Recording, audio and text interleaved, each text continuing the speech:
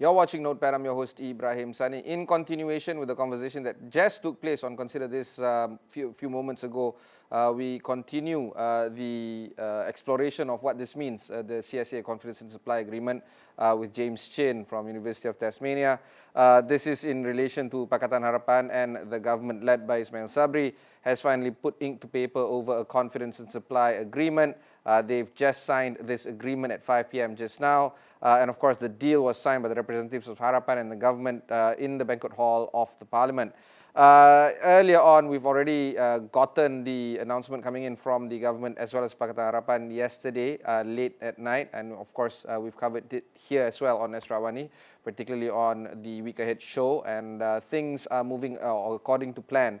And of course, because of this, we want to see what the impact is, not just to the governmental system and the parliamentary system of the country, but how it impacts you, the folks currently watching this conversation right now with me and James. James, thanks very much for taking the time to speak with us. Overarching view, what do you think of this CSA deal, or the confidence and supply deal? Thank you very much for your kind invitation to talk about this. I'll start off by saying that it's a bit premature for us to make any judgments because they haven't published the full text of the agreement. What they've done is basically given us the headings of the agreements, but it looks like the press release that was released a few days ago and what was released today are totally different. So if you look at the items that was released a few days ago, they talk about 6 key items, and today they only released 5 items, which was very different. So for example, one of the items that was released today at 5 p.m. was this thing called Malaysia Agreement, and that was missing from the press release a few days ago. So again, without going into details, I think the thing we can say is that this is a major breakthrough for Malaysian politics. It's a breakthrough in the sense that this has never been done before. As to whether it will be a positive and a negative, I think it will take some time to settle down. But what I can say is that it is a good thing insofar as that it allows the government to engage the opposition at a much higher level. But on the negative side, I suspect it will constrain the opposition, especially they sign on to the dot. So many of the items that they sign on, it would appear that the government is hoping for a very, very easy passage in Parliament. And that may not be good for everybody. Sorry, the way you say it is as if they were capitulated or co-opted into agreeing with the government. That's how you read this, is it? No, the way I read it is, as I spoke to you a few months ago, basically Ismail Sabri is sort of still going through the honeymoon period. But the reality is that the opposition can't do much, given the fact that it's the COVID-19 thing with the election coming up, with the budget coming up. The opposition needed the deal as much as the government. So both sides really needed a deal. So that's the reason why we have a deal today. So the point is that once you sign on to the dotted line, then it's very difficult for you to criticize it when it actually appears as a paper on Parliament. So I think it'll be very difficult for the opposition to criticize the items that was agreed upon. And if the government don't go ahead and do it, there's also really nothing the opposition can do about it. Okay, I want to understand how this works or how it will transpire in the August House. We're expecting a robust debate on any bill that is presented on the floor in the Parliament. But if things are already pre-agreed upon, does that mean that it is playing up to the theatre, that the quarrelling and the shouting and the debating is just for show, because come voting, it will still go the way of the government based on the CSA agreement? Is that how things are going to be playing out in this parliamentary sitting? Well, the problem is that we don't have the details of the text, so it's very difficult for us to discuss this in detail. But generally, what you're assuming is absolutely right. The key parts of it will be in the agreement, and people can still argue about it in Parliament over the small parts. But by and large, once the opposition has signed on to this deal, as long as the government keep most of the key items inside the bill, then the opposition will be under an obligation to support it. Okay, there are some things that are being shouted coming out from the MOU. The strengthening of the COVID-19 plan. The details, I'm not too sure what it means. government transformation, again, I'm not too sure what it means. In fact, all the other items are rather overarching, right? Parliamentary reforms, judicial independence, MA 63 or Malaysia Agreement 63. The only concrete things I can see is an anti-hopping law and lowering the voting age from 21 to 18 or undi 18. I think other than these two items, nothing really shouts out as concrete items that we can actually debate on, at least at this juncture, without having the text. Do you feel that we need to have the text in order for us to, as in us being the people of Malaysia, rakyat, the ability for us to scrutinize upon what has been agreed upon? Absolutely. I mean, the devil is always in the detail. So without the text, we're sort of talking about it in the dark. But let me just say something. There's certain items, right, which really doesn't require parliamentary approval. Things like the undi 18 is already been passed by Parliament. It's actually implementation thing. So things like that, they can actually do it very fast. The other thing that the government promised was to sort of give the leader of the opposition a higher status. Again, that's an administrative matter. But on key things like judicial independence, I suspect it will be very difficult for the government to deliver on that. Simply because under the Malaysian system, right, the judiciary is supposed to be independent of Parliament. As you know, there's three centers of powers in Malaysia: judiciary, the executive, and the Parliament. So I think that will be quite difficult to deliver. But the key one that I'm really, really interested in is that how are they going to undertake government transformation during the COVID time? So I think without the details, it's a bit difficult to speak, but I suspect that is probably the most important one. The second most important one for me will probably be parliamentary reforms. And the third most important thing is, of course, Malaysia Agreement. Now, the Malaysia Agreement 63, I suspect, is pitched towards a GPS.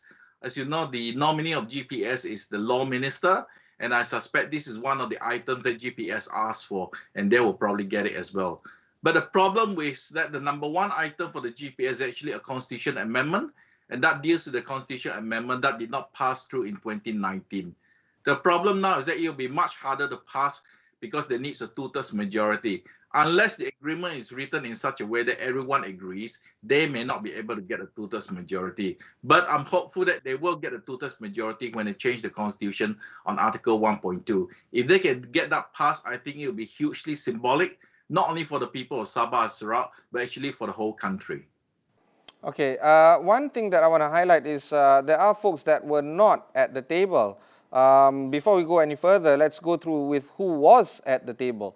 Ismail Sabri, Tan Sri Rais Yatim, the Dewan Negara President, Ad Harun, the Dewan Rakyat President, Speaker, Anwar Ibrahim, Lim Guan Eng, Mat Sabu.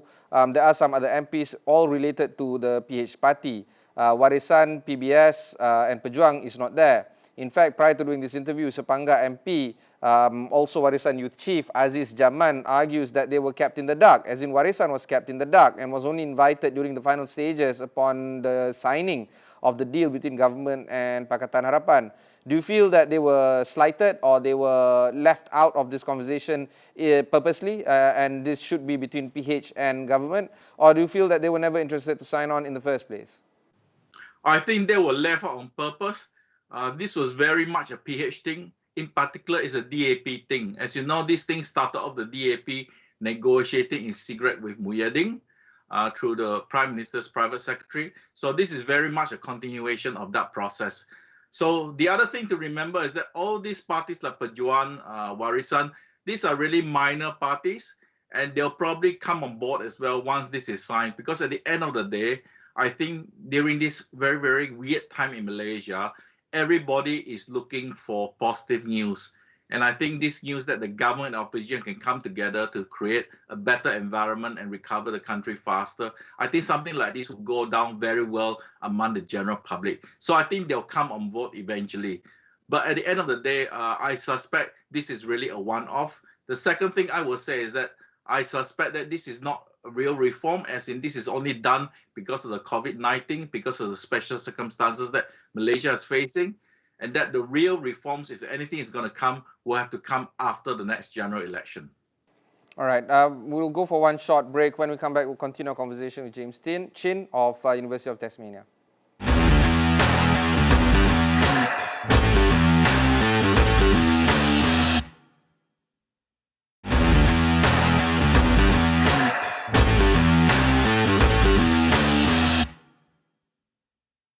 Thanks for staying on with us. I have with me James Chin. James, let's talk a little bit more about the lowering of the political temperature. It has hit boiling temperatures ever since Tun Mahathir resigned, actually, back in early 2020. And since then, the political turmoil has hit feverish levels at various levels, state, federal, at political party level. In fact, coalitions have been broken up. Parties internally have been split, and this has cut across the board. Do you feel that this action of a federal level, first time ever done between a CSA, between the opposition, the main bloc, as well as the government, can actually lower down the political temperature?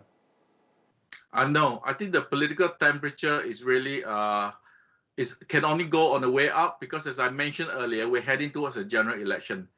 Can I mention something here? It is quite interesting that you brought up the name of Mahathir. It's quite interesting that despite all the efforts to sideline him, he's still a major player in the process. And despite the fact that his party is very small, Perjuangan, only have a few MPs. So I suspect sooner or later they have to bring him into the political process. And as far as we know, Mahathir will probably support these arrangements because he also needs a time of stability in order to prepare Perjuangan for the coming general elections. So I think all these political parties will come on board. They're all looking for a period of stability because everybody understands that the big game is not the CSA. The big game is actually the coming general election. Sorry, pardon me. I'm going to be sounding a little bit of a political naive here. You just said that Perjuangan is a rather small party. Why would Mahathir be significantly involved be brought into the conversation by any party right now, particularly when all the other players have 30, 40? In fact, if you collect together the blocks, they can reach up to 100 or 80 MPs together. Why is he still significant, considering that he is a man of 4 or 5 MPs from Perjuangan? The reason why Mahathir is a significant factor is because he is such a huge brand name among the rural Malay community. Don't forget, prior to 2018, right, nobody was able to break into this duopoly between PAS and UMNO in the Malay rural area. He comes along, forms a new party, Bersatu, and they managed to capture roughly 1/3 of the rural Malay vote, essentially based on his brand name. So he's still a very strong brand name among the rural Malays. So he is always a threat to the main Malay parties. Now, you also have to remember, right, this is the guy who has started all the major Malay parties that you've seen today. People keep forgetting that the UMNO we're seeing today is not the UMNO from 1957 or the 1950s. The UMNO we're seeing today is actually UMNO Baru, the party that was built by Mahathir after the crisis in 1987. He quietly changed the name from UMNO Baru back to the original name. But basically, the UMNO you see today is Mahathir's party. Then he went on to form Bersatu, which turned out to be another major Malay party. And now he's formed the third Malay party, Perjuangan. So this is the guy who has dominated directly or indirectly Malaysian politics since the 1980s. You know, like I said, the whole consciousness of me growing up, being an early millennial, has always been about Mahathir. It's very strange that I have to talk to my kids about Mahathir as well. And it seems like this is a ghost that is not going away anytime soon. But having said that, it seems like the general election needs to be rushed in order for this to happen, i.e. bringing Mahathir back into the relevance of the Malay psyche, particularly the Malay rural psyche. Do you feel that all this factors into the fact that GE 15 is literally just around the corner? Or do you feel that Ismail Sabri is going to stretch this until, you know, literally when COVID-19 has been truly and well defeated in this country? I think the reality is that you can't really defeat COVID-19. I think what happened was that a lot of policymakers, and this is not unique to Malaysia, it's all over the world, they forgot that the problem with COVID-19 is that it keeps mutating. New variants may come up. So that's the reason why, for example, in Sarawak, initially they had quite a successful COVID strategy. Then when Delta hit, everything went haywire. I think the reality is that once the majority of the Malaysian population has been vaccinated, the number of death cases have gone down, and I'm looking at towards the second half of next year, then the country will be more or less ready for a general election. If Ismail Sabri is smart, he will not wait until 2023. He will go for a general election once it is quite safe under the current SOP to hold a general election. Now, the reason why I say that is that for him, his calculation, assuming that he's still with UMNO, his calculation will be to defeat UMNO's greatest enemy, and that is Bersatu. And I think Bersatu knows that as well. So that's the reason why Bersatu is also running around trying to establish as many branches and on-the-ground presence as well. Do they have the time, though? They don't have the premiership. Somebody else does.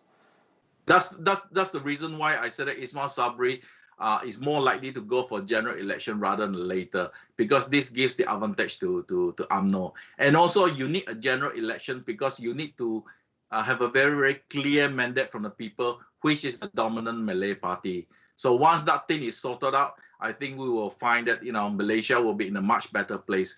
Right now, there is no dominant Malay party. On the opposition side, even though they're more united, their leader, for whatever reasons, will never get a chance to be prime minister. So there's a lot of instability in the system. So once the system is a bit more stabilized, I would argue that, you know, this is really the time to go for general election. Malaysia cannot survive over the long run with this sort of instability in the system. All right, one more short break before we conclude our conversation with James Chin for the evening.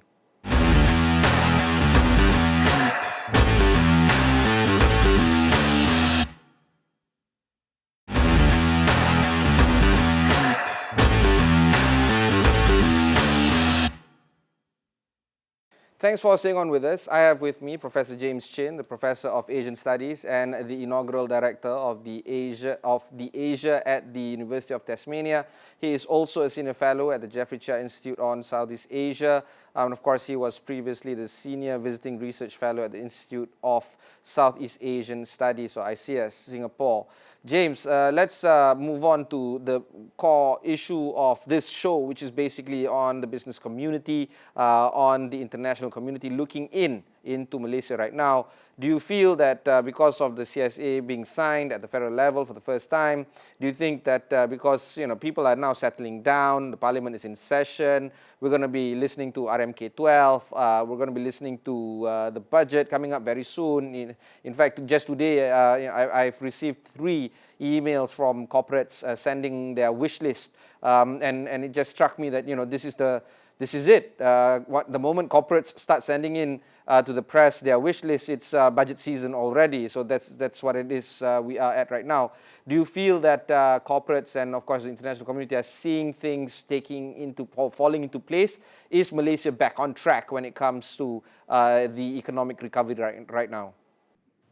The answer is no. Malaysia still has a long way to revive its economy. I think for the domestic corporate sector, I think they see today's agreement in really positive terms. But I think for the international community, since February 2020, since the first Perikatan government, I think the attitude of the international investors is a wait-and-see attitude. They really want to see Malaysia return to long-term stability rather than short-term stability. So I think for the international community, I don't think they're ready to come back to Malaysia. But I think for the domestic investors and the domestic businesses, I think they see this as a really, really positive thing. Now, in terms of the budget, I suspect that because a lot of things have to be negotiated with the opposition, we will find that the budget will contain a lot more goodies. Because I think for the opposition, the key items they're really worried about is really the Malaysian SMEs. The Malaysian SMEs were sort of left out in the first two waves of budget support. So I think we will see a much larger support for the SMEs. And anyway, the SME is the bedrock of the Malaysian economy. If you don't look after them, then Malaysia will be in big, big trouble. There's also a lot of focus on corporates, big corporates. Last year, we missed the window of opportunity to tax a windfall tax on the rubber companies. This year, it doesn't seem likely that there's going to be any windfall tax. There's also that whole tricky issue of GST. We all know that progressive taxation is always a better tax system for the country, but because of political temperature, that might not see the light of day, at least anytime soon. So there are good things that needs to be done but can't be done, and there are good things that needs to be done but will not be done. Do you feel that these 2 items are going to be the handicap moments for at least Tengku Zafrul in trying to outlay a better way of trying to get income for the budget 2022? No, I think budget 22 is all about throwing more money into the economy to restart the economy. Let me put it this way. I think there's a general consensus in Malaysia now that if you don't revive the economy, then there are no taxes to be collected. So it's better to throw big money into the economy now, revive the economy. Once business is doing that well, then your tax receipts will go up. The problem is really over the long term. Now that you've thrown a lot of the money into the economy, this means that your debt level will rise up. So in the future, you may have to find new sources of revenue. And that's where your question comes in. Do we have to bring back things like GST or progressive taxation again? But that's really over the horizon. We're talking about something that will happen 3 or 4 years down the road. As you know, Malaysian politicians have a very short memory and very short time frame. So they'll probably be looking at the budget purely to try to revive the economy over the next 12 months. All right, James, thank you very much. Any final word before we conclude our conversation? No, I think this is a really positive thing, but again, the devil's in the details. I do not think that the political temperature will go down, but I also believe that the opposition will be constrained after they sign this. It's really up to the government whether they want to deliver or not, and the opposition really doesn't have any hold over the government if they don't reform the system or they don't deliver any of these items. But my take is that they'll probably deliver one of the 2 major items before the next general election. Thank you very much. That was Professor James Chin, Professor of Asian Studies at the inaugural director at of Asia at the University of Tasmania in Australia.